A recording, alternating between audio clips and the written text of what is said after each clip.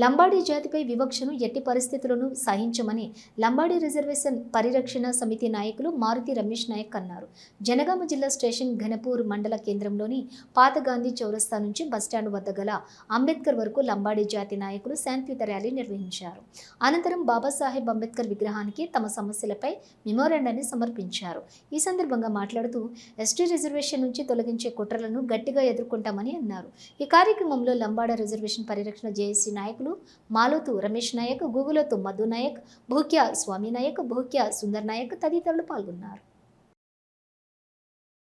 ఉడికించి ఇక్కడ నుంచి వెళ్ళవలసిన చరిత్ర మా లంబాడీలకు ఉన్నది. ఈ లంబాడీ అనే పేరు బ్రిటిష్ వారు పెట్టిందే. మేమందరము ఎత్తుగా, పొడవుగా, తెల్లగా, అందంగా ఉంటాం కాబట్టి ఆ రోజు లాంగ్ బాడీస్ అనే పేరుతో మాకు బ్రిటిష్ వారు పెట్టిన పేరు లంబాడీ అనే పేరు. ఆ బ్రిటిష్ కాలం నుంచే మేము ఈ రిజర్వేషన్ పొందుతున్నాము. 1935 నుంచి ఈ రిజర్వేషన్ పొందుతున్నాము.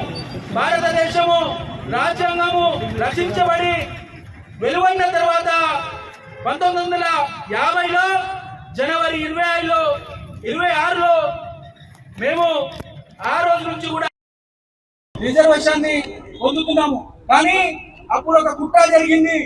ఆ రోజు భారతదేశం ఏర్పడిన తర్వాత ఆంధ్ర వాళ్ళని ఎస్టీగా గుర్తించిండ్రు.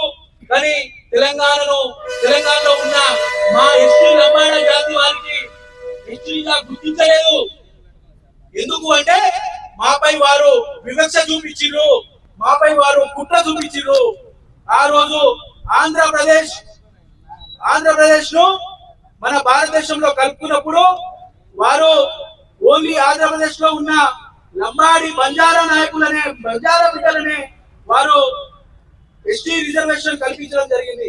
కానీ తెలంగాణ రాష్ట్రంలో ఉన్న మా జాతి బిడ్డలకు, మా లంబాడి సోదరులకు రిజర్వేషన్ కల్పించలేదు.